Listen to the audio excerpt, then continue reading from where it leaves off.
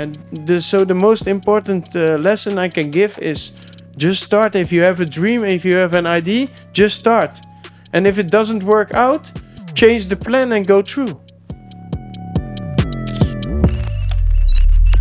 I'm the most brutal and vicious and most ruthless champion there's ever been. Yesterday, you said tomorrow. So just do it! You should be a monster, and then you should learn how to control it. It all comes from life lessons, and the lessons are learned through struggle. My fighting had a purpose. When you saw me in the boxing ring fighting, it wasn't just so I could beat my opponent. My fighting had a purpose. I had to be successful in order to get people to listen to the things I had to say.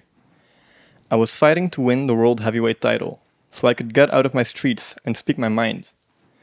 I wanted to go to people where unemployment, drugs, and poverty were the parts of everyday life. I wanted to be a champion who was accessible to everyone. I hope to inspire others to take control of their lives, to live with pride and self-determination. I thought perhaps if they saw that I was living my life the way I chose to live it, without fear and with determination, they might dare to take the risk that could set them free. I knew that my boxing career wouldn't be long. I had to be loud, proud, and confident. The world was watching, and I knew that many people did not like everything about me. But sometimes, all you have to do is breathe, and people will have an opinion on how you drew that breath. I couldn't live the way the others wanted me to live. If I had stayed in Louisville and never became a boxer, I could have died, and it would have never made me on the news. But because I was boxing and winning, when I said something, people took notice. I had to use that attention to advance my real purpose. Jordan, this is an extract from the book about Muhammad Ali, The Soul of Butterfly. And to start off the podcast, I would like to give this to you. Thank you, man.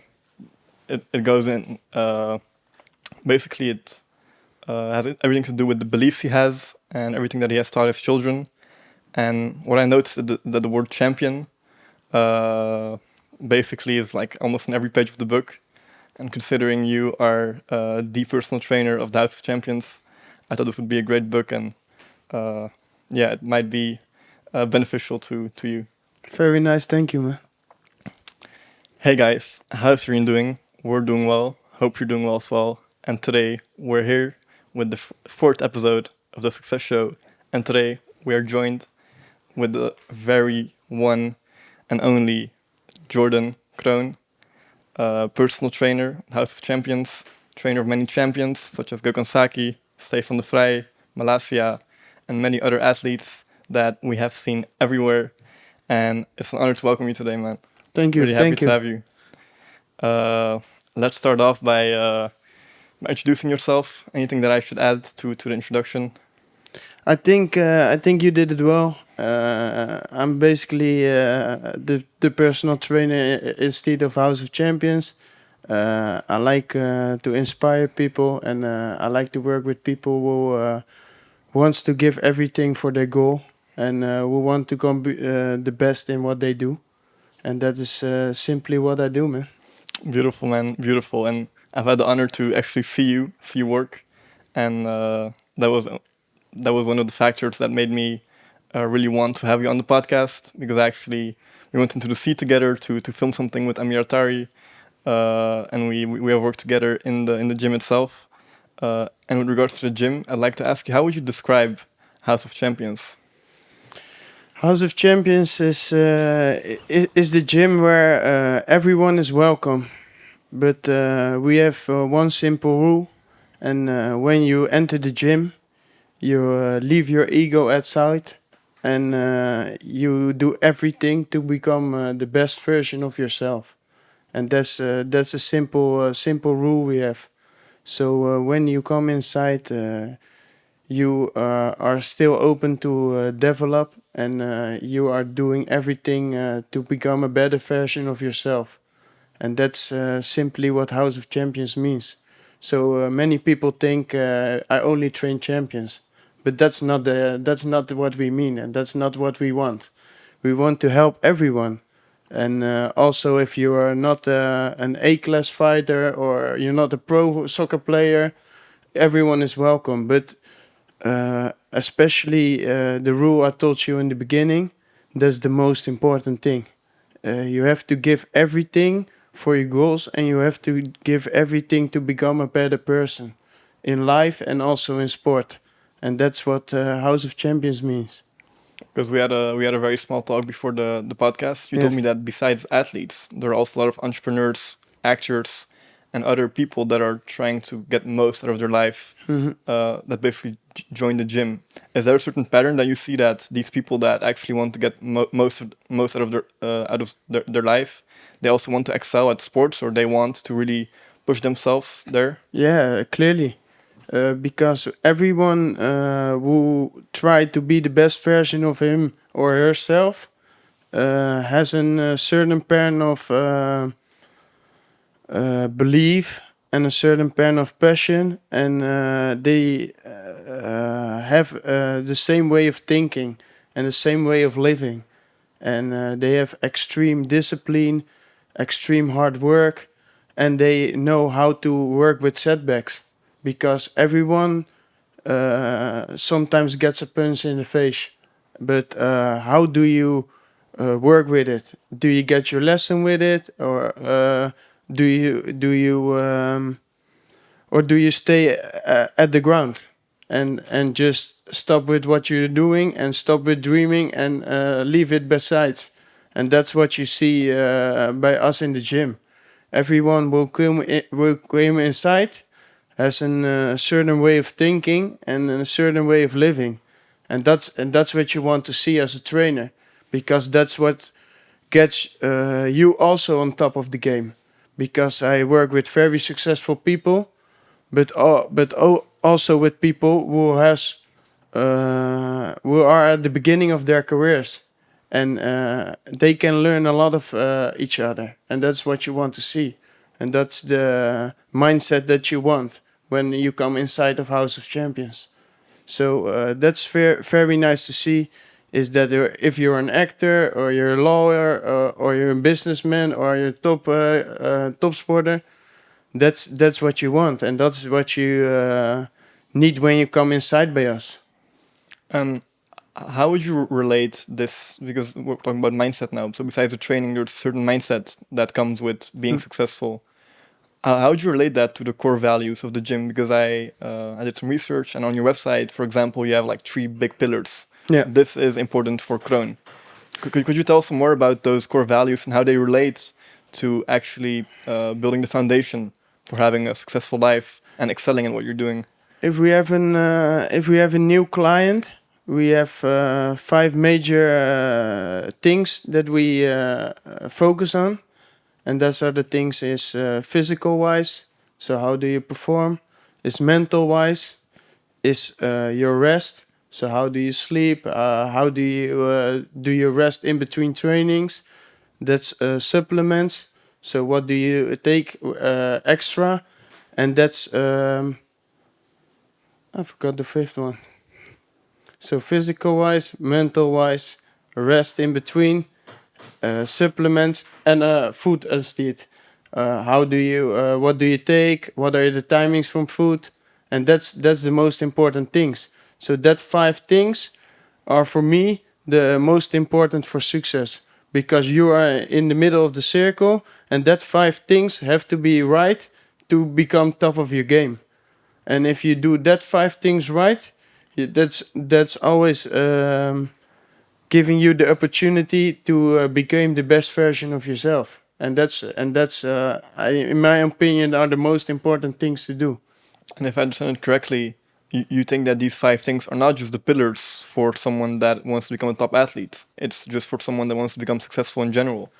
A top athlete and a top businessman are the same thing for me, because you say it already, they want to be top, they want to be the best. So if you want to be the best, you have to take certain steps, and that's the most important thing. So if you do that 5 pillars right, then you're done. Then you can get the basics for success. and that's just the basic thing, because then they get a lot of new things coming. Like you also need a pair of luck. A little bit of luck is very important, and you need to get the right opportunities. So it's not if you do that 5 things you automatically go successful, but it's the basic to get a successful life. Yeah, I find it really interesting. I've never heard this principle of like the 5 circles. I could completely like visualize it as well. Like you're in the middle, and then there are 5 circles, and they all intertwine a little bit. Could you go into detail about the 5 aspects, if you wouldn't mind? Of course. So you're saying it well. Mostly of the time we do it on a big paper. We put the client inside, Yeah. and we put the 5 things, and then we just gonna ask questions. So try to begin with food. Describe me, how do you eat yesterday? What did you eat? What was the timing? What did you drink with it? How do you think this is going? Of how do you think this is good for your performance? Of how do you think this is good for your rest? And then we're gonna look at it, and then we're gonna just take some things and try to, as an example, how do you start your breakfast? Okay, yesterday I ate this. Okay, try this, and and let me know how it feels. I never work with eat programs. Why? Everyone is doing it good for 2 weeks, and 2 weeks is long, huh? Somebody does it good for 2 days. But that's the most important thing for me is that you also learn how to do it, and that's the most important. So if I look at your food, I take 1 piece out of it, I give you 2 tips, you're gonna work with it. You're gonna let me know how it feels, how is your energy, how was your sleep, how was your rest in between trainings, and that's the most important thing. And if I took all the 5 major things, and that's what I do. I give 1 tip about this one. I give 1 tip about this one. I give 1 tip about this one, because when you're doing everything, At once. at once, you never know what is working, and you never know what is doing what. Because when I change 1 thing at your food, and I see your energy goes up, I clearly know that's the difference. But if I do 1 thing in your breakfast, 1 thing in your midday, 1 thing in your afternoon, I teach you read a book, I tell you go to sleep. We don't know what is doing what, and every person is unique, and every person is working on his way and is doing things like he wanted to do, and he feels it different than another. So it's always looking at the person you have in front of you, and then give some tips and look how it become a better person. Of it doesn't work with him, and then we're gonna search for another distance, so we're gonna search for another thing. That's really interesting. Also, I'm a big fan of science. I like to inform myself about science. And for example, in chemistry class, we were also working with variables. What we were saying is like exactly the same thing, but then in a real life application. Yeah. When we were, for example, making like a formula with different ingredients, then we had to like tweak 1 variable at a time to see what's doing what, like you were saying. And I find it interesting that in both science as well as real life, these things apply. And I think it's beautiful. I think I also see that a lot of people have these like mental toughness programs, or these really cool looking change your health in 20 days Yes, of programs that are quite frankly not effective, because they give you a template and you have to do everything accordingly, and you'll never know what you're doing right, what you're doing wrong, what works for you. And I think this is a more long-term approach that on the long term will have a very beneficial impact on your life. It's just simple. It's a lifestyle switch. If you have a goal and you want to reach it, you have to switch your lifestyle, and you have to become part of it, and that's the most important thing.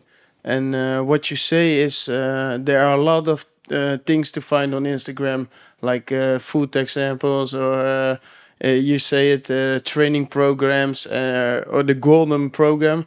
I get a lot of questions on Instagram, the most strange questions, like how do I get abs in 7 days? How can I get a beach body in 14 days? Do you also make programs?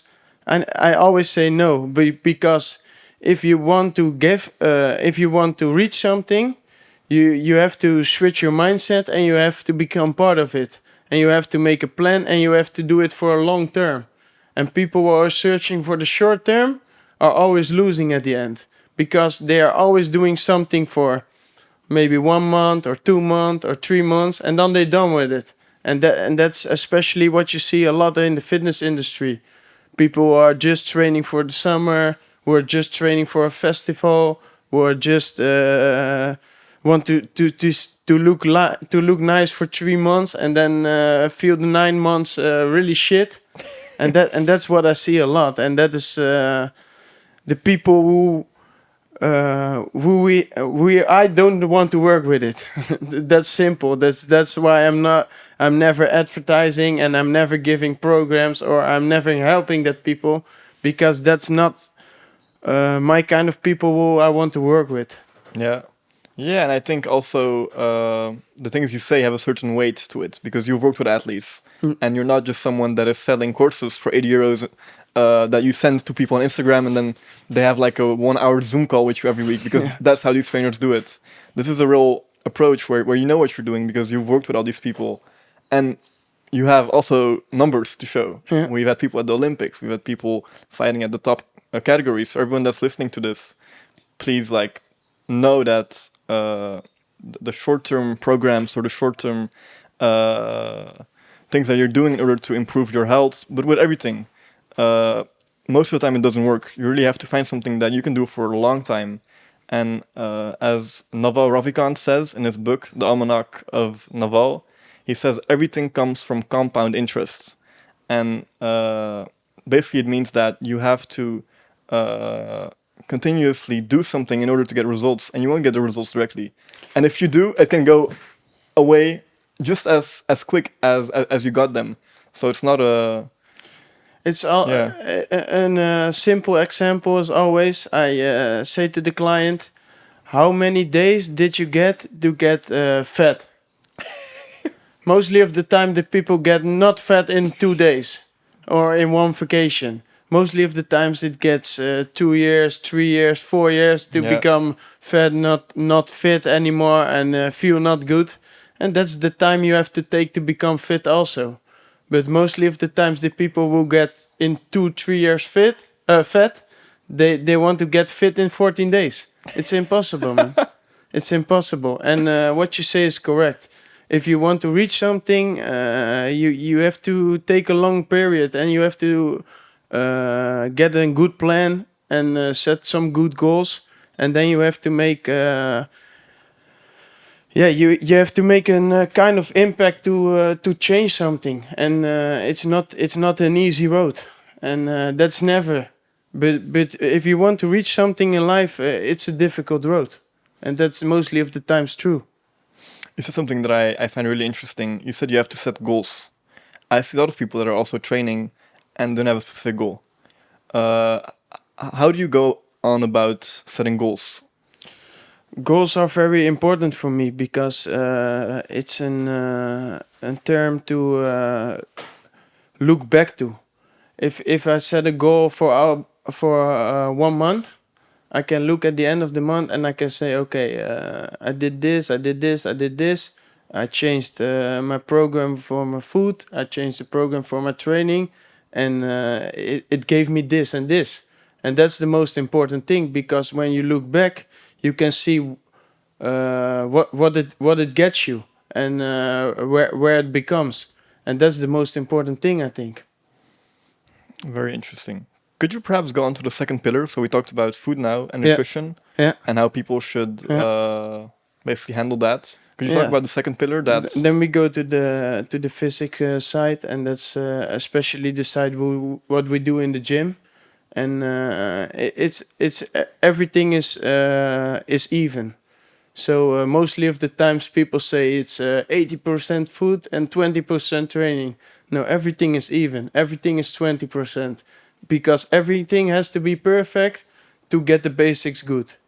So also like physical ways, we start mostly of the times with 3 times training in the week with a full body program, That's where we believe in, and that's where we find our passion, because we like to train at high intensity, and we like to train on the edge of the mental and the physical ways from the person, because I think that's the phase of life where you get better. Every time when you get to a certain top, to a certain level, and you want to come better, you have to get you have to get out of the comfort zone, and that's what we do in the physical ways. So every training is for us an opportunity to get to a new level. So, and that's why we train at real high intensity, and we train at the top of your game. And that's the reason I think we're getting people just a little step further than most of the trainers. And that's why we get a lot of people who are very determined and very clear what they want, because it's very difficult to get three, and if you do another sport also, you have to have 7-8 times in the week. You have to get out of your comfort zone, and you have to give everything what you want, and that's for most of the people difficult thing. What I find really fascinating is the parallels that there are between what happens in training and what happens in your career. Let's say work. Let's just take a good example. For example, I study architecture. In order to become a good architect, you have to really put yourself in a position where you have to do things that you're not comfortable with. You can't just go over the base every time, do the same thing, and expect different results. You can't do the same work and expect different results. That's not possible. You have to push yourself to a certain level, and that is exactly what happens in your training programs. Not programs, I'm sorry, I can't say programs. And I think by doing that in training, people start getting used to that. People start getting used to actually putting themselves deliberately in a position where they're in extreme discomfort. And that's something that happens in the mind, I think, because at least for me, when that happens in training, you'll be much more comfortable doing that in real life. So I think that it's a great way to just make people get in contact with this dark side, this this side that you don't know of yourself yet, that because it's discomfort. It's just simple. You have to get comfortable in the uncomfortable way. Yeah, and that's what we want. So if we took an example like a kickboxer, if he goes in an extra round in a very deep way, the most dark side, if you like you called it, he's comfortable there because he went already 1 million times there. It's normal for him. He comes every week in the red zone. He comes every day in the red zone, and his opponent maybe he have been there 2 or 3 times. So we are always in front of our opponent, and that's what we want with the training. We want to get comfortable when you're not comfortable, and that's a really important thing. something that I find really unique, and I've seen with my own eyes, is that to continue on the physical aspect, in your gyms you mix different athletes and they train together. I think that's super interesting because I've never seen that before. And I think that also brings like a huge amount of discomfort because different athletes train in different ways, have different limits, have different points that they're good at. Could you tell us something about that? Of course, a good example is I combine a lot of footballers with kickboxers. Because why? Kickboxers are alone. They are alone in the ring, they are alone in training, they are always alone. So they always depend on their own. And a football player can give the other player did nothing. The trainer told me do this, do that. They are always pointing at other people. And a kickboxer, it's simple. They cannot point to another one because they have to give everything, and then they're gonna see what the result is. So that's already a very important thing for the football players, is to see how hard are they training. Because footballers, they only know football players. And they only know football trainings. And football trainings are not hard. They think they're training hard, but they're not training hard. And that's the most thing we see with football players who are the first time with us. They are very scared. Why? Because they know what's coming for them, and they know they're gonna get hurt, and they know they're gonna get really uncomfortable. And that's a thing they can learn from a kickboxer. And I told you in the conversation we had before the podcast, we have a major league player and a baseball player. He's playing every day, so he's playing like 100 days every day. That's insane. And it's a mental game because everything is on statics. So if you not perform for like 2 or 3 days, you're going to the second team and you're never coming back because there are 100 people who are after you for your spot. That's pressure. So the mental toughness of that game is insane. But a football player can learn a lot of that mental toughness because when there's coming an extreme stress situation like Karim Benzema, he had to take the penalty. He missed 2 times before, and then he takes the Panenka. That are extreme situations, and the baseball player has already been there a million times, so he can teach the football players really a lot of lessons about that. And that's an important thing why we cross our sporters, because they can learn a lot from each other. And every sport has its own benefits and has its own toughness. Yeah. It's interesting you talked about kickboxers, baseball players. Is there something that different athletes, when they train with football players, that they learn most of the time, or that you've heard from other athletes? A football player is at a very young age very responsible.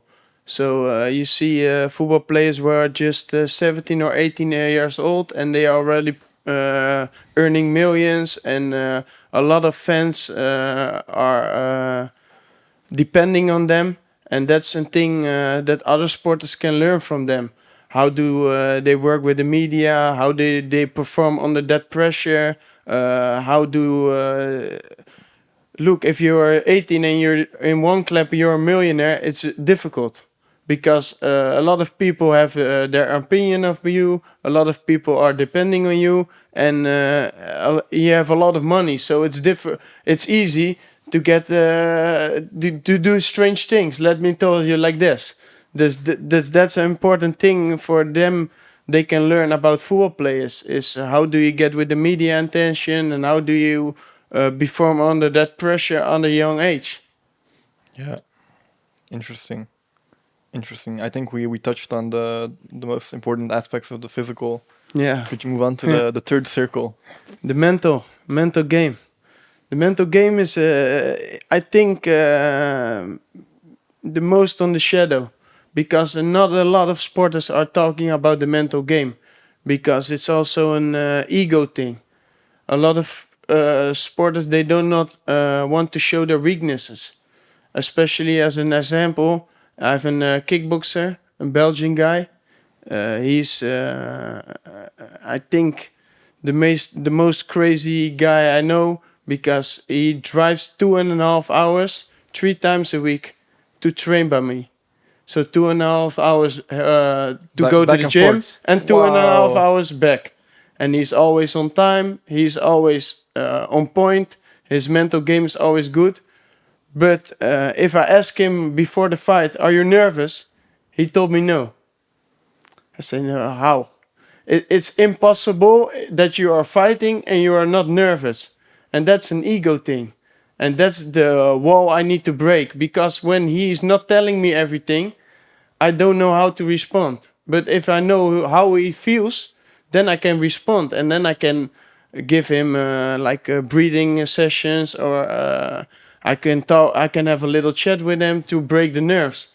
And that's why the mental game is really important. If you know what's going on in the mind of your sporter, you can help him and you can develop him a lot. But if they do not tell you everything, and you have not the band that you want, so you have not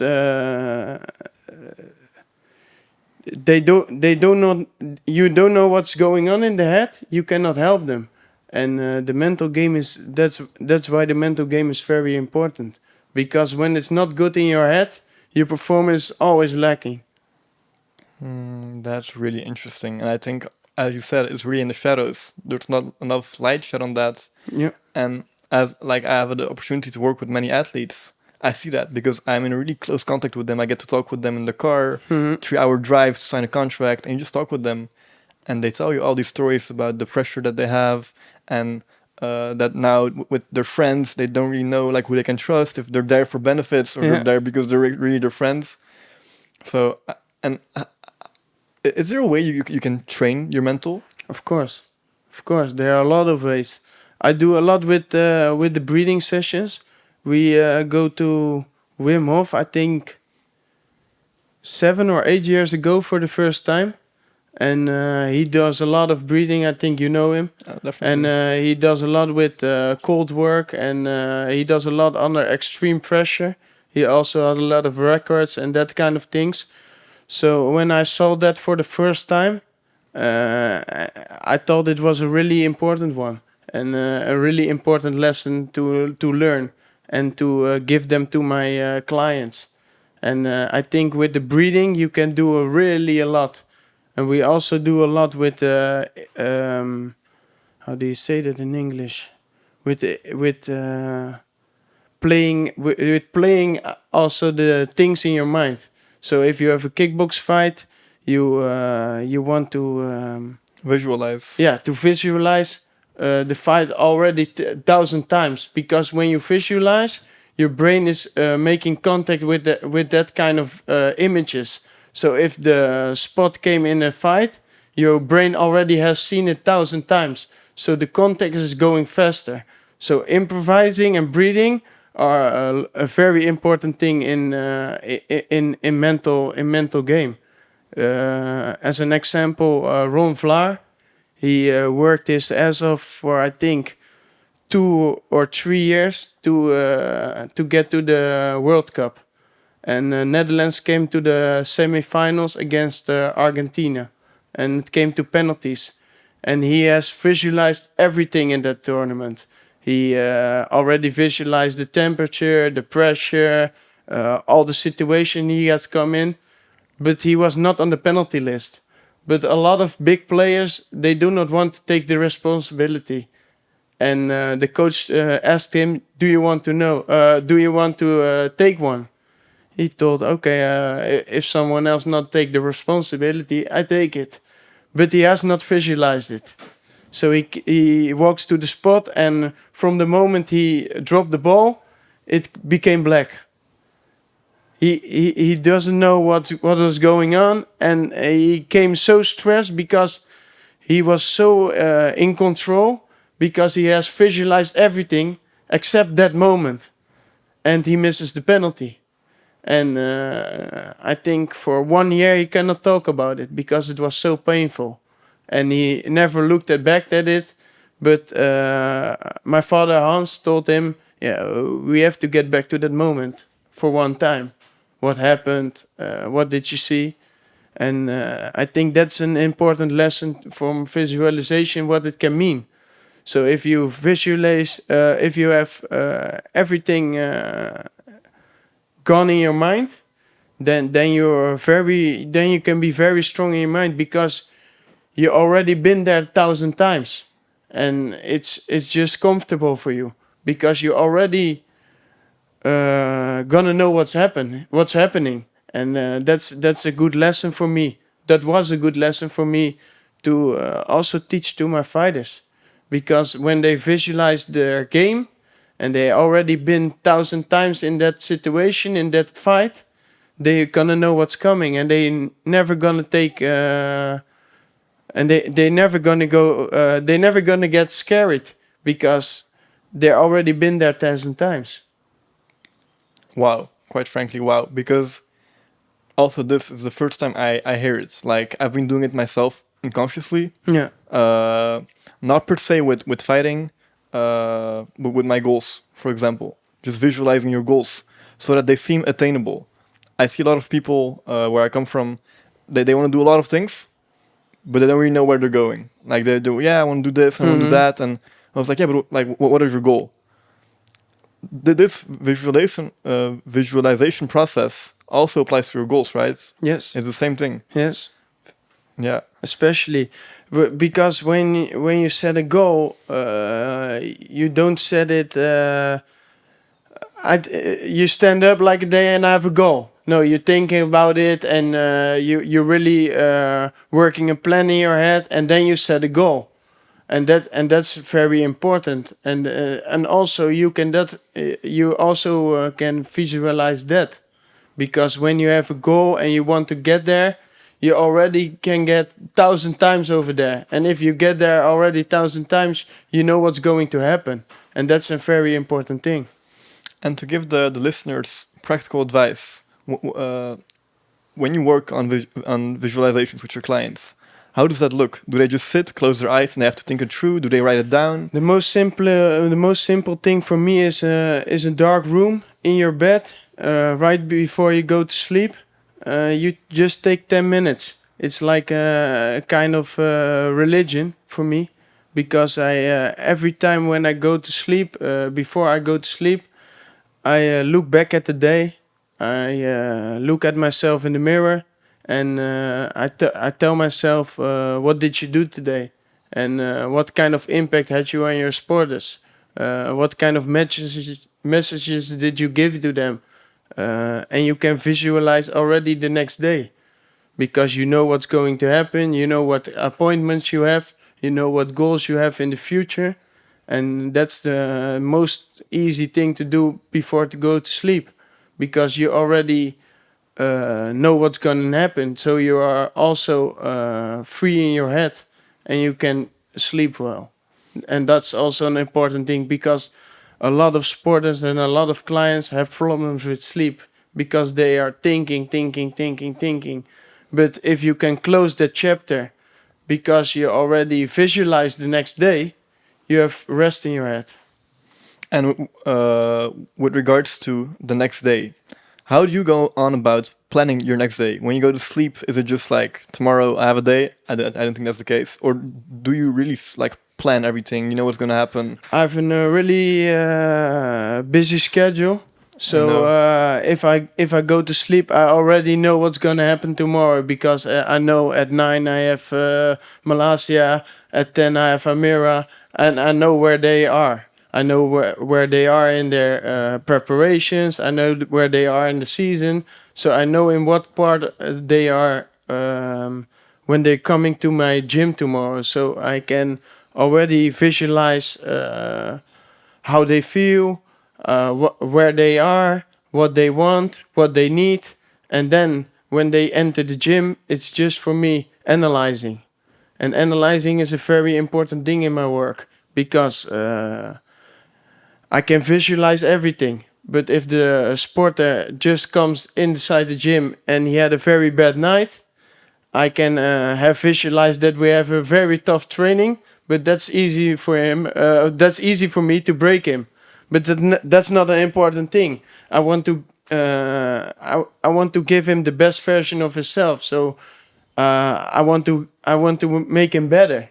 So it's very important for me to analyze if someone comes inside and I see I already had contact with him with WhatsApp. I know how he slept, and I see at him that he's very tired. I have to reconsider my training, and I have to switch from a tough training maybe to an focus on the technique, or focus on just more strength and more rest. And that are things that we are constantly analyzing in our trainings, and in how people walk, and how people look in their faces. And that's a very important thing, I think. Just like Bruce Lee says, be like water, my friend. You have to be really flexible. Yeah. But this not only applies to you, also to the athletes. Of course. Imagine you're in the ring. I'm just speaking, like just imagining something. You're in the ring, and the fighter that's standing in front of you has a complete different fighting game plan than they have showed in all the previous fights. You have to be able to make those changes on the spot, because if you can't, Really?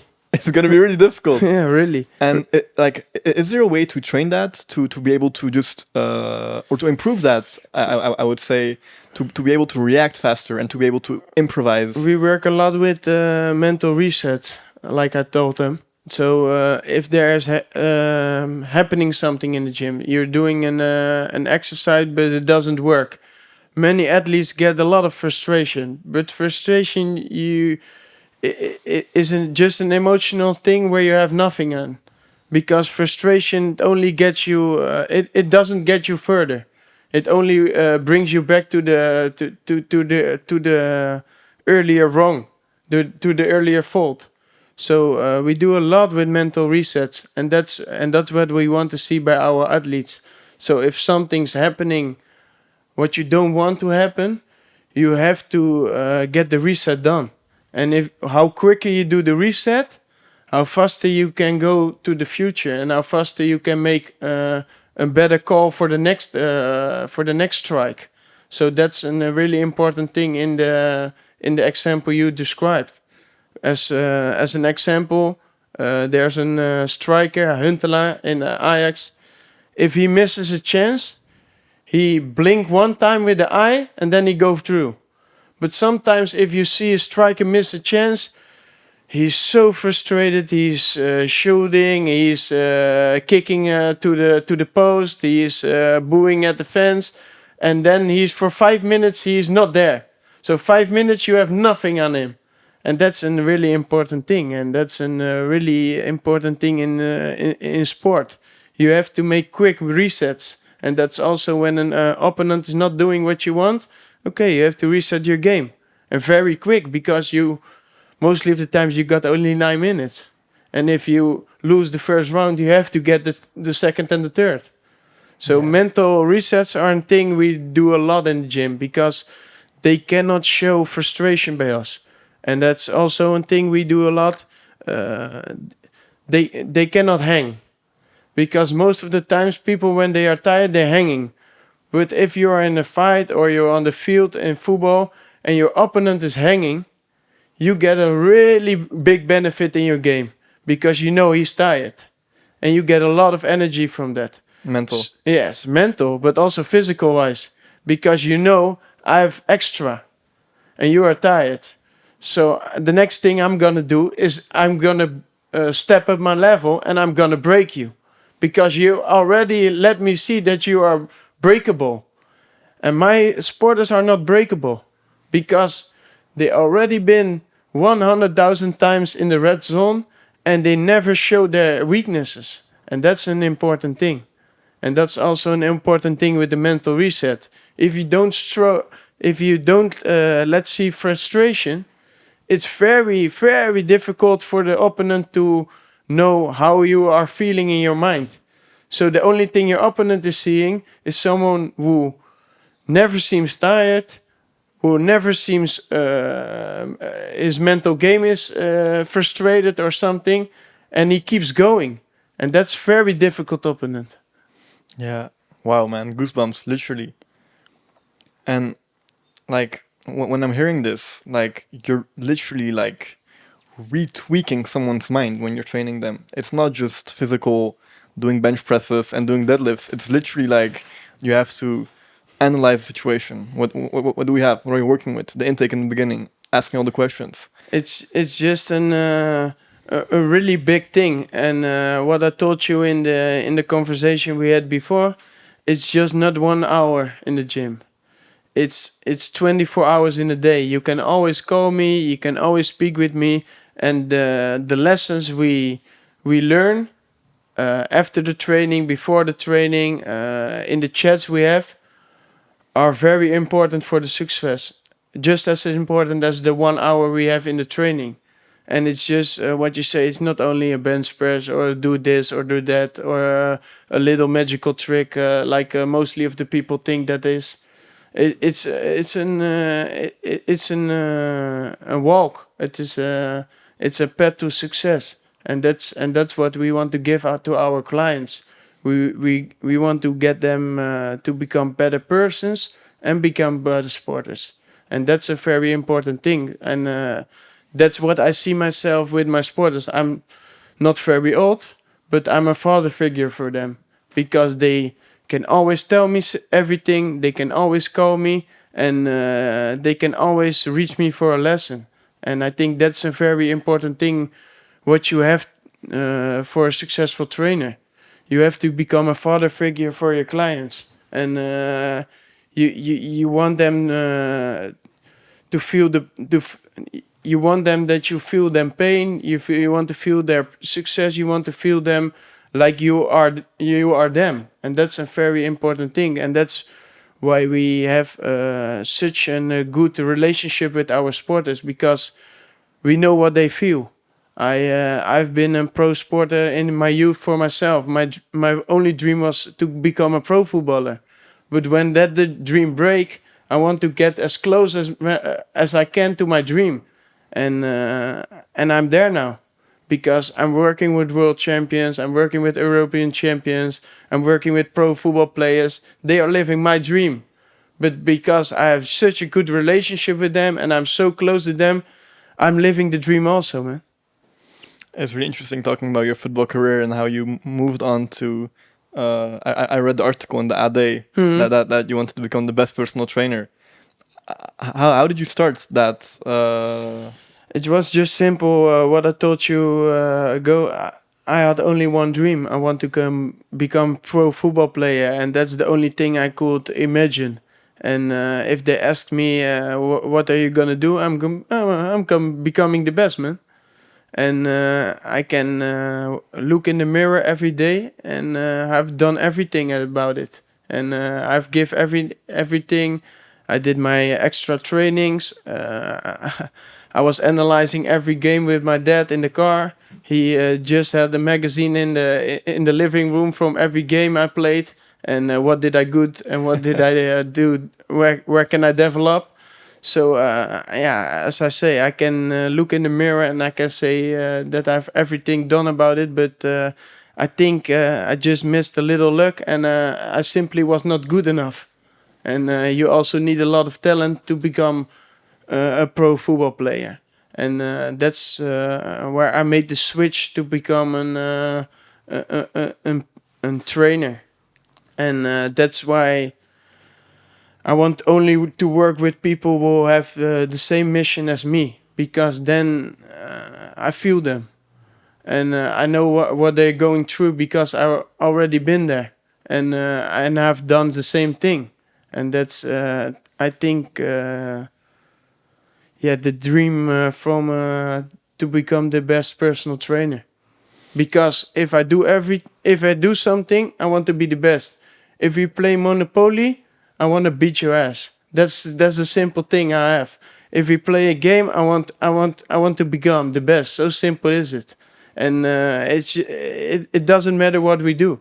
Have you seen the Michael Jordan documentary? Of course. It's the same thing, man. You know my name is from him, huh? My father was crazy about him. That's why that's why my name is Jordan. So simple. What a coincidence! I didn't think about it. Yeah. But like the same thing for the people that have watched the documentary. They said that he had a gambling problem. Yeah. He just had a winning problem. Yeah. That's the whole. Yeah, the whole thing. that's the whole thing, man. And he's just as crazy as every successful person is.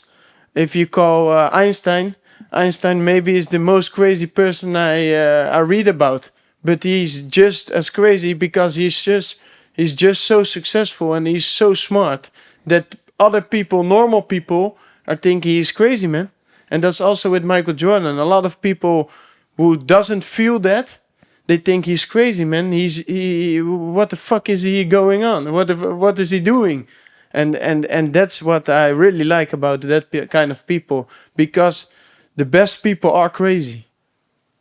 Yeah, and that's where personal trainer like Tim Grover comes at hand.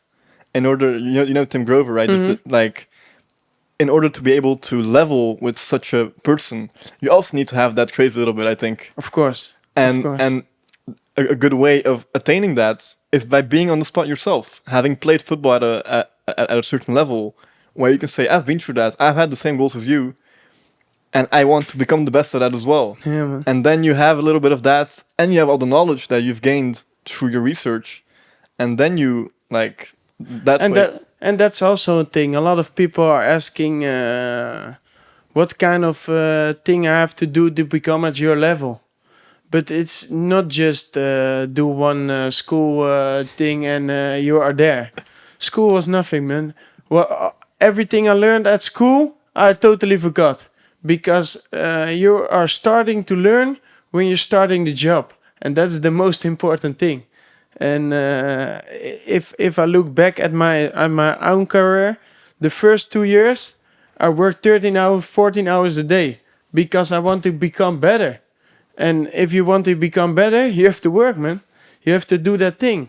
And you have to analyze, and you have to look at yourself, and you have to set goals, and you have to make hours. That's the most easy thing. If you have done something 1 million hours, it's just easy. You became a little bit better if you analyze and if you criticize, because there are also trainers who do things for 20 years, but they're doing it 20 years the same. They do not develop because they're thinking, okay, this is what it is, this is what I do, and this is what works. And I'm not stepping up my game because this is who I am and this is what works. And that defines a really good trainer. My dad is 63, 62. I hope 62 because otherwise he's getting angry when I'm going home. But he develops. If I look back at videos on YouTube from 3-4 years ago, and we look both at that video, we're saying to each other, "What the fuck are you doing here, man?" Because he develops, and that's a really nice thing to see. But if you look back 4 years ago and you're doing exactly the same thing, then you have to worry, man. Then you have to worry really, because you're not developing anymore. And if someone who is 62 and who is from 20 years of age in this kind of environment, and he's learning every day, and I'm only 25, I have a lot to learn, man. So I have to make hours, and I have to ask a lot of questions from people who already been there. And I'm blessed because I have that environment, and I have a really lot of successful people around me who already made the mistakes for me. So the only thing I can do is ask a lot of questions and learn from it. And I'm very stupid if I don't do that, man. Yeah, something you really quickly touched on was school, and that basically there's not enough practical appliances where you're actually doing something. A lot of books, both me and my producer, we both study architecture. We see that it's so dry, and me having done taekwondo at a very high level, I love being in the trenches. I love making the hours. Same for work. Just doing it, putting yourself in uncomfortable positions, being called by a football player at 1 a.m. Hey, tomorrow I have to sign a contract. My videographer cancelled. You have to be there. Sure, man. Flight. Next day you're there. You didn't have a camera on the flight. You're looking at a camera tutorial on how to use it. But like, you have to find ways. And that's something that's really lacking, for me at least, in school, is that we're not getting put in those like uncomfortable positions where you actually have to make moves. You can't just read the books and you just test it on what you can memorize. But that are not situations that are in the ground. On the ground, the situations are really different, because if I look at a client and he comes inside and he hurts his knee and he doesn't know what's going on, and he asks me, you know what's going on? That's when the journey starts, and that's when I'm gonna explore what's going to happen. I ask him a lot of questions. I just look at his movements. What can he do? What can he not do? And if I've done that already 100 times, it's easier for me to see what's happening and to see what he has. But if I read 1,000 books about it, but I'm doing it on the ground, it's really a whole other thing. Because on the ground, everything is else. If you look at a traffic accident and you have to fill in the form, you never see the rule what was happening in that kind of situation, because every situation is different. So what are you doing? You are just taking the last option, and you're describing the situation by itself. And that's also in our ground, because every situation is different and every client is different, and not everyone can talk about it like we do. Some kind of people are having a lot of trouble to describe what the problem is, and then you have to figure out what's happening. And I think that's the only thing you can do about that, is making hours, a lot of hours, because then you're developing and you see a lot of situations. And what I told ago, if you see a lot of situations, you are gonna get used to it, and you are filling the puzzle better in. Yeah, and you also talked about, for example, about you and your dad looking back at videos and being, and basically just self-criticizing yourself. You're being really hard on yourself. Really. Uh, do you think that is a trait that people should have in order to become successful? Of course. If you don't have a mirror at home, it's really gonna get difficult, because we like to point at people. We really like to say he's not doing that good, he's not doing that good, and we are a trainer, so we looking a lot. We look a lot at other people, and we are pointing, and we are saying you can do this better, you can that better. But it starts by yourself. As an example, if I weight 100 kilos and I'm very fat, and I'm gonna train you, what are you going to think? Yeah. Yeah, what you gonna teach me? Of course, because look at yourself. You're 100 kilo. You're not fit. You're eating like a pig. It doesn't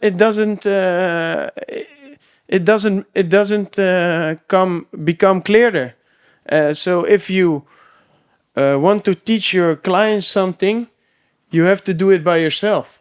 And if I do an exercise with you, I already have done it 100 times, because I know, oh, I have to look at that, I have to watch for that, I have to feel this, do a little trick like this, because I already done it 100 times. So I know where the difficulties from the exercises are. And that's the same thing with training. If I'm a trainer and I'm asking you to be at top of your game, I have to be top of my game. I train 8-9 times a week. Why? Because I love to train, but I also want to give an example. And I also want to show the people everything you do, I already done that, man. When we walk at the stairs, what we do with Amira, I have to finish in top 5. Because when I'm not finishing in top 5, the sporters are gonna look at me, what the fuck, man? You want to teach me something, but you are the last one. How is it possible? I sometimes I give kickboxers at the stairs. They finish after me. I make them crazy. How can you finish after me? I'm the trainer. You're the pro fighter, man. How can it happen? But I love that game, because I love that. I am a sporter too. I love to train. I love to go deep, and that feeling is so nice. And that's the feeling of getting success. The winning, the feeling of winning. That's the most the best drug I've ever known. I've never done drugs in my life, but I can know how it feels, because winning is a really important drug. Yeah. Really important for me. Yeah. It's crazy, man. It's crazy. Also, Tim Grover has the book called Winning. I don't know if you read it. Mm-hmm. It's crazy. He describes winning as a drug as well. Yeah. And especially like, he says something like, it is something that you get better at it. And then once you get a little back, you have to get even better than you were before. So it's you keep on raising the bar for yourself. Losing is also a drug, huh? Because mostly of the times when a fighter lose, in my gym, they want to train the next day. But I always give them 3 or 4 days rest. Not just for the physical ways, but also for the mental. You have to reset your game, you have to take your time, and you have to drop your emotions. And then we can talk. And then we can look back and what did we do wrong. But that kind of moment, what you feel after losing, That's the thing you have to look before every training.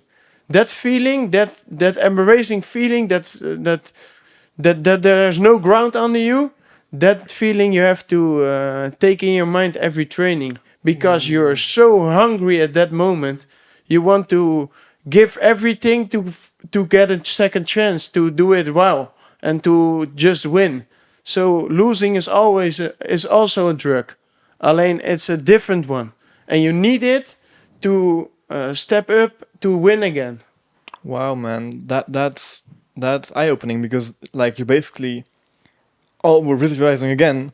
Visualize the feeling of how it was gonna be if it doesn't go well Really, really. before the training. That's gonna make you go crazy in the training. That's Really, man. when I see the videos on your stories, the guy pushing the weights, bro. Like it looks like I don't- like he needs something. Like that's not just training, man. Like there's something like here that like he's thinking about in order to be able to like give so much. And that's the thing what we do as trainers. We are looking for the trigger in every person.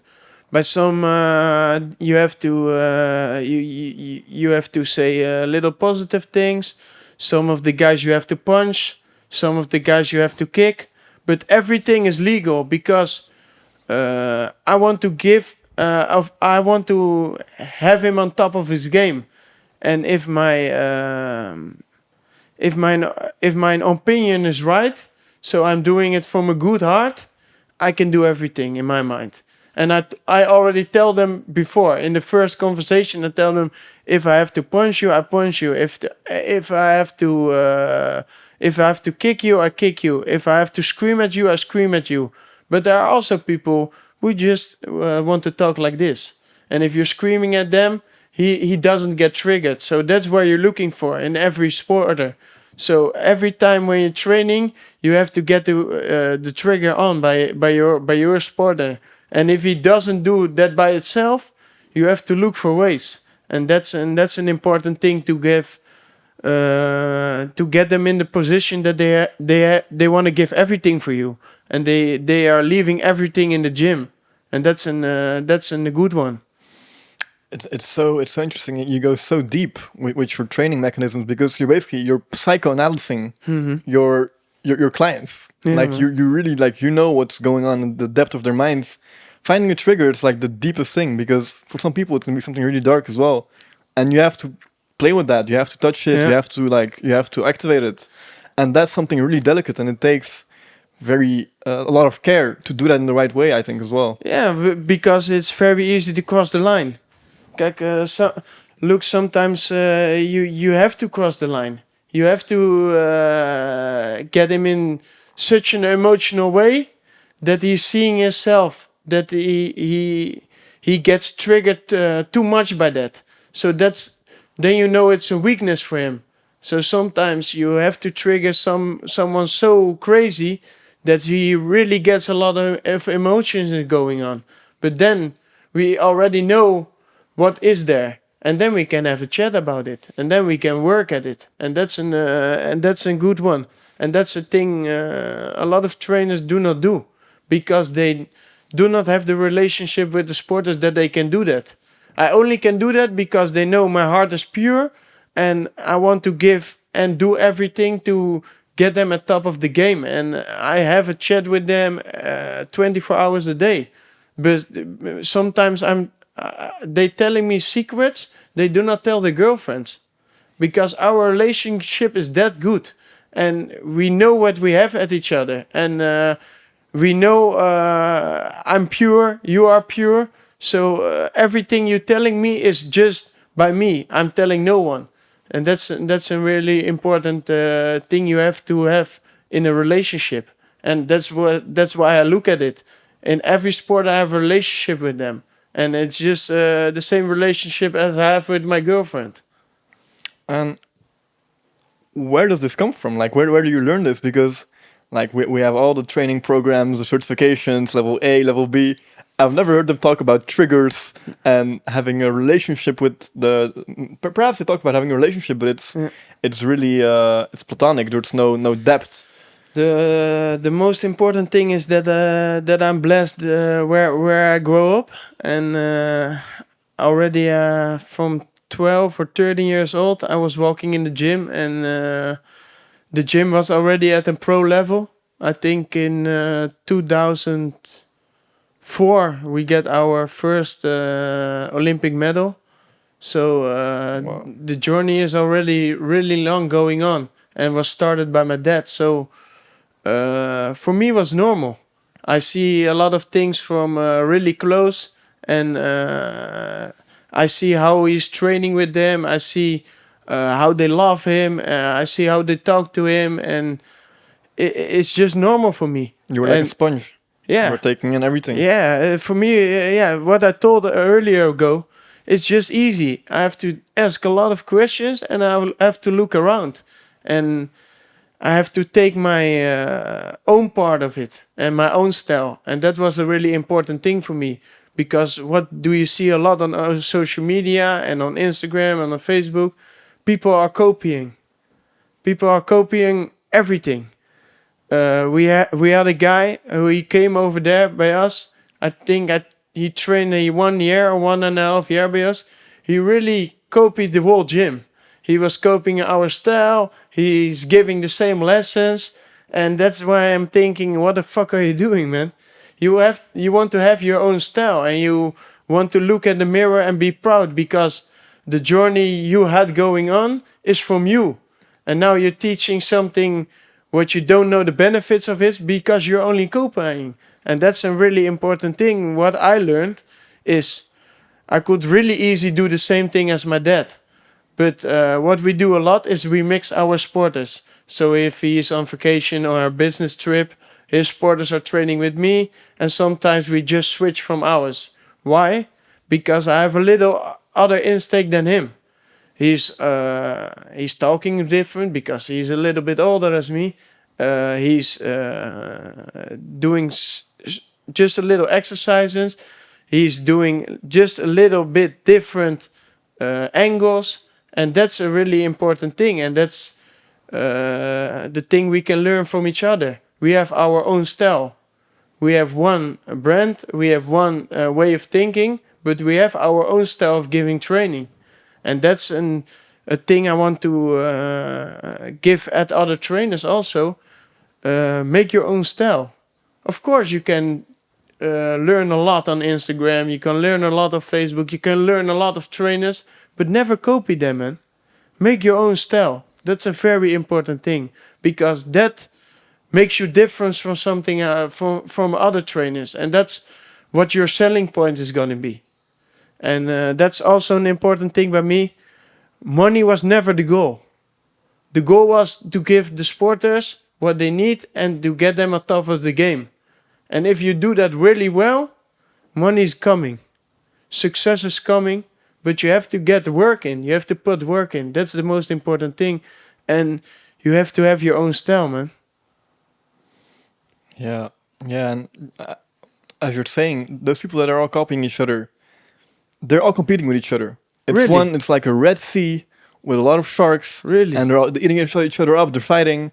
And there's a book called Red Sea, Blue Sea, where they talk about business. It's business, the same thing applies in business, where you should put yourself in the Blue Sea. Basically, all your unique selling points that you have yourself, that you developed yourself, that's what you have to put forward. And by doing that, you're not competing with anyone. No one has the same approach as you do, and people know that, and that's why they come to you. If people want like a 20-day ab program, they'll just look at whoever is the cheapest, and they'll do it because they're all the same. Yeah, it's just simpler. It's on YouTube for free.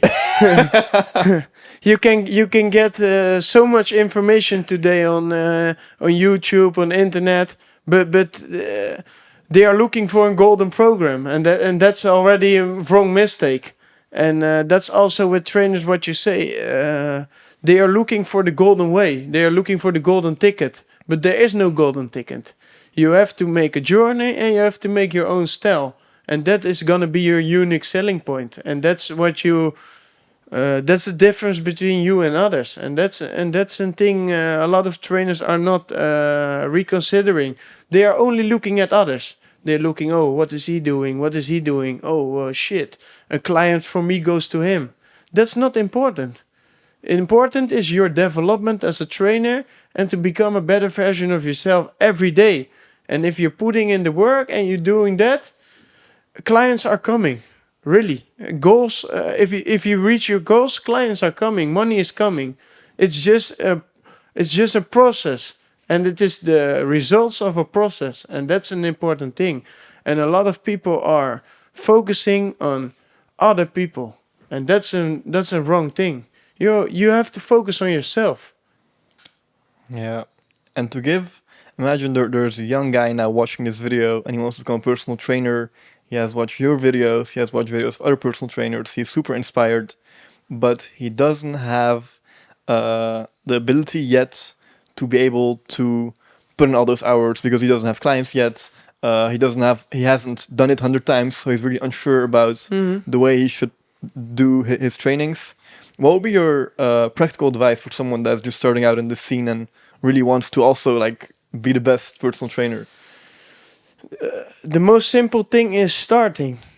Many people have great ideas. They are walking with ideas. We're gonna get maybe 1 million euros, but if it stays in their head, it's never gonna be something. And that's an important lesson. If you have a goal and you have an idea in your head, just start, man. The most easy thing is to start, because you're saying you're not having clients. Okay, you start for free. Everybody wants a free training because we are Dutch people. We like free. Yeah, that's an important one, man. So if you want to start, you can start. You can always start. You can start in the park. It's free. Start with one-on-one training. Ask your friend. You always have 4 or 5 good friends. Okay, I'm gonna start with friends. I'm starting at 1 a.m. and I'm going to 5 a.m. and all the friends are coming with 1 hour. I ask them the goals. I'm gonna make a plan with them. I'm gonna do my thing, trial and error, and then I'm gonna describe. I'm looking at my bed at the evening. I'm visualizing. I'm resetting. I'm looking at the day. Okay, this went good. This went bad. Tomorrow I'm gonna do this, this, and this. Just start. That's the most important lesson. If you have a good idea, start with it. It's the most easy thing. Is everything going well? No. That's not life. Life is not going like this. It's always like this. It's always going up and down, and that's an important thing. And that's a difficult thing from the new youth. They see Instagram. They only see success. They only see good people. And that's why I don't like social media, because the only thing they are seeing is the results. They do not see they do not see the work.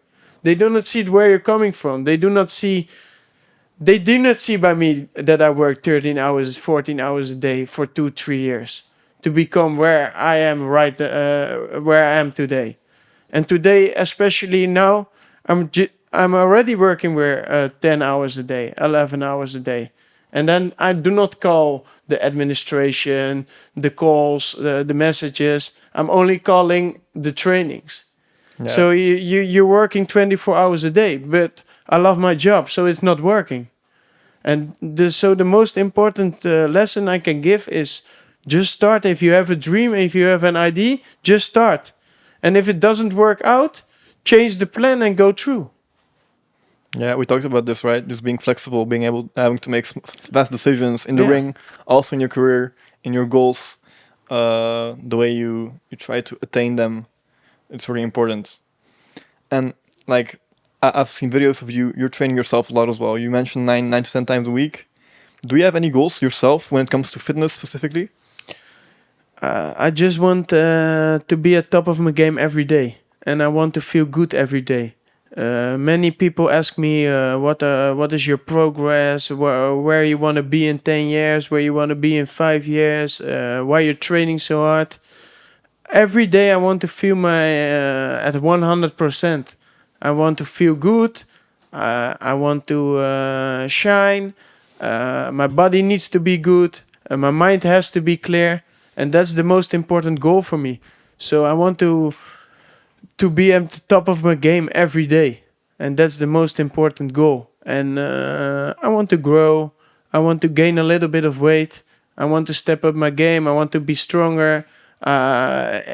There's not a sporter who's stronger than me right now, because I'm at the top of my game every day, and they're gonna challenge me every day, and every day I want to be better than them. And as Dwayne The Rock always says, you have to be the hardest worker in the room, and that's what I want to be. If I'm training, I have to train as the hardest from everyone. And I'm training in a gym alone or in a full gym, it doesn't matter. I want to train and I want to give everything, and that's an important thing, because then you're developing your game. But I'm also in every training there's an uncomfortable position, and that's also for me very important, that I am in the red zone. I think what's really interesting also is that you were talking about, imagine that your personal trainer is not fit and he's telling you what to do and he can't run the steps with you. It makes no sense. I think by doing this, you're also bringing certain expectations with the training. You're like, look, I know what I'm doing. Show me.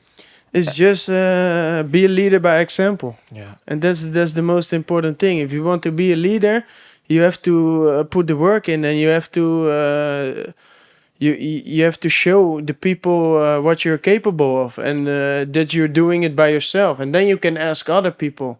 But if you're not putting the work in, how can you ask other people to put it? In the winters, we always go to the sea when it gets very cold, around 0 degrees. We do that every week. Everyone is welcome. And we start with basic groups from a lot of my clients. And we're doing a stair workout very hard. And we're racing, because we are sporters, we like to race. And there's always one winner. And then we go with the whole group, we go in the sea, and we just sit for 50 minutes. It's really crazy. It's really, really, really cold. It's nothing. I've done everything. I've done cold showers. I've done tubs with only ice in it. I've done rivers. But the sea is the most crazy thing I did, because every time there's coming a new wave of cold water. So you're never getting comfortable. And if you're sitting in a tub, after 1 minute it gets comfortable, because the heat of your body delights the temperature of the water. And in the sea, there's coming a new wave every second. And if in the winter, there are already waves who are getting on top of your head. So it's really, really, really uncomfortable. But that's the kind of thing I like very much, because that's also a mental toughness game. And it's just simple. If we start on a group, we go inside. No one from my group is leaving. And I'm sitting there as first and as last, because I'm the leader. And if the leader doesn't sit there and he's showing weakness for 1 second, the whole group is gonna be weak. But I set the bar really high. And what I told ago, if we step inside, no one is leaving before the 50 minutes, because they know if they're going with me, they have to be at top of the game and they have to sit till the end. Yeah, man. It's crazy. This almost sounds like you're giving a Navy SEAL training to them. We love Navy SEALs. Have you ever trained with like a former Navy SEAL or someone that was practicing for that? 2 of our sporters were working with the program. I don't know if you watched it at Videoland. I haven't seen it yet. I don't know how it's called, but it's with the Dutch Navy SEAls. Okay. And it's with I think 10 important people in the Netherlands, and they are training like SEALs in Netherlands. I've seen it. I know what you're talking about. Yeah. So one of the instructors, he came to us, I think 2 or 3 months ago, and he did a training with Roy Meyer, the judoka, and he was in the program, but he really suffered, because it's just a different training as he was used to. And Roy suffered in the program, and he suffered by us. And that's what we also see by sporters, and what you asked ago, why do you crosswise? And that's also an important thing for them, because it was a lesson for him also, because it's just another angle from training and another angle of mental toughness and physical wise, and that was a nice lesson, and that was a nice training too, because he was uncomfortable, and Roy was by the Navy SEALs. He was very uncomfortable because they're doing one thing with running, and Roy is 125 kilos, so running is not his thing, and that was a really uncomfortable position for him, and then but a good lesson for him, because he was really uncomfortable and he broke. He literally mentally broke, and he gave up and he lost, and he has to get out. But if they are not doing the test like running, he was any other test he was first. He was the best. So, and he is used to it, because this guy is crazy strength. This guy is crazy strength. So he's used to be the strongest, be the best, be the first one. So for him, it was a really important lesson to get a mental break and to do something so uncomfortable like running, and losing from people who are not on his game. And that was a nice thing to see. And that was also a nice thing to see when the Dutch Navy SEAL came by us, and he also break a little bit, because he thinks he already done everything. Of course. And this was a really other angle. So Yeah. that was nice to see. And just talking about water, I also love cold water therapy. I've read a lot about it. How do you apply it in your own life, and what are the benefits of it? The first time we went to Wim Hof, I think we showered every day with cold water, I think for 1 year. And we do the breathing techniques, and we're doing the breathing techniques before sleeping. So what does that mean? We do 30 times breathing, and then we stop with breathing as long as possible. And every time we try to extend our record, just to be as calm as you can, and to clarify your body and mind. So that's a thing what I do a lot. I now stop with it because I think I have learned my lesson from it. But if I have a stressful period or a stressful situation, I apply it immediately, and apply it a lot with my supporters. So if I see that someone has a really difficult with their mental toughness, or to get their mind free, I do a lot with cold water. May I ask you if you also make use of heat, like saunas or other? Yeah, we are looking for a new challenge with our supporters, and I've read something from Klitschko. He's doing in every training camp like a kind of tipi, and it's just a process with a naturally fire, and then a guy who's giving the lesson, and he's just waving up the temperature till everyone is gone. So Wow. it's just the same thing what we do with the cold, but then with extreme heat. So we're now looking in the Netherlands for some kind of place, and a guy who can give it to us, and then we're going there with a good group of supporters, and we're gonna look what it's gonna bring for us. So that's a nice one. I see parallels between this training regime and also Khabib, for example, because Khabib is used to training in the mountains, where the oxygen level is way lower, and for that reason, when he's training in like Abu Dhabi or whatever, like the heat and the different oxygen levels, they do not like bother him as much as other fighters. I see other fighters like crumbling because of the heat or the Yeah. temperatures, and what's really interesting is that by putting yourself in, you're putting yourself in a position that is worse than it will be in the ring or on the football field, so that you're kind of like also visualizing like, I know it's not going to be as hard, but if I can do this, then that's like it will go okay. That's an important thing. That's a good one.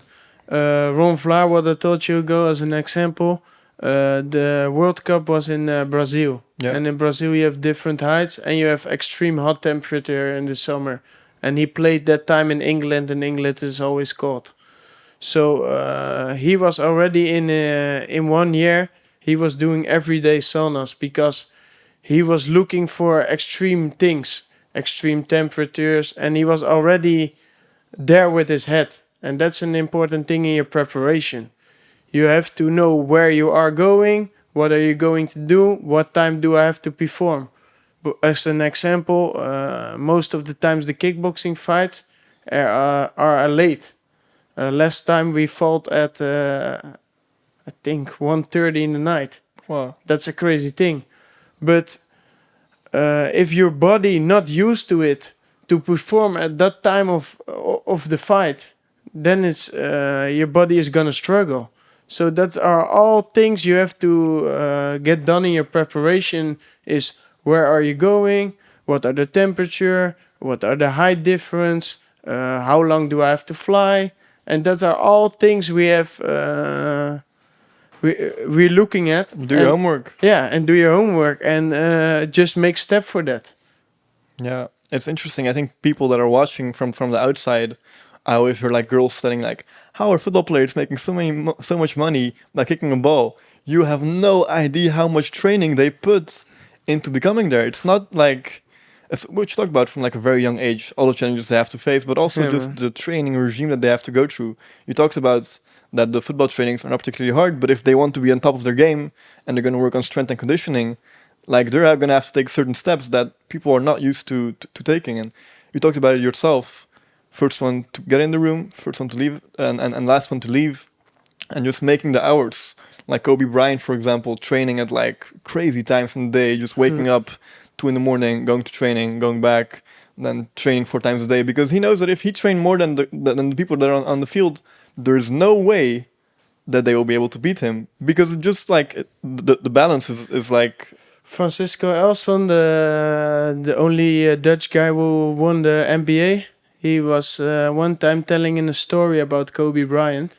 Their flight a little delay, so they are going to Los Angeles to play them, and they are arriving at 3 a.m. in the night.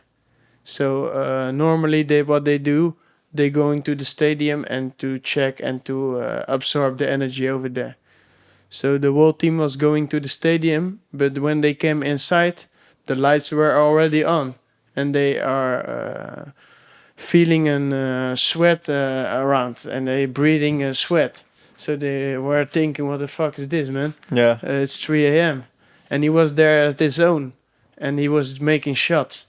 And they watched with the whole team for I think 15 or 20 minutes, and the next day they have to play against him. But the mental game was already played. He already won because he was there at his own, and the guys were watching for him 20 minutes, and they know he was putting way much work in them than them. So they already lost before the game started, and the next day they beat him.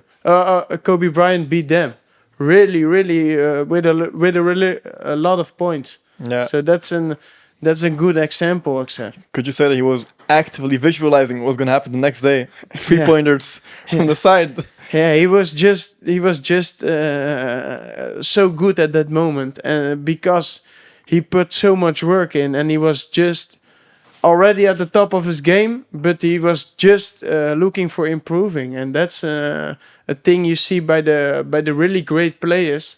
They are never satisfied, and they are always looking for the best version of themselves and the next development. Well, Jordan, I think we now have a lot of value in this podcast, a lot of practical value that people can actually apply in their daily life, both for trainers, athletes, but also people that just want to reach top of the game, just like you're doing every day. To end the podcast, I would like to ask the question is a really broad question, and there's no right answer or wrong answer. Just I'd like to hear your view on this. How would you define success? I think is the story we told for 1.5 hours over here combined, and that's if I make it really short. Be at top of your game every day, and every day you have to give everything, and that's the most important thing. And if you do that, that's success for me. At the end of your career, you have to look in the mirror and you have to say to yourself, I've given everything and I've never dropped some kind of things ever. And that's an importance for my, and that's for my, the kind of success I want. And what that brings for me or for you, we never know. But you have to look in the mirror at the end of the career and say, I've done everything. And I've not let any chance go. Yeah, live That's with it. no regret. That's it, man. That's it. That's how we end the podcast. Jordan, thank you for being here. Really appreciate it. It was Good, a very man. valuable talk. Yes, sir. And we'll see each other again. Of course. Thank you for watching, everyone. If you enjoyed the podcast, share it, like, and please check out Jordan, Instagram. We'll link everything down. And we hope to see you soon. Ciao. Top, man. Yeah, nice.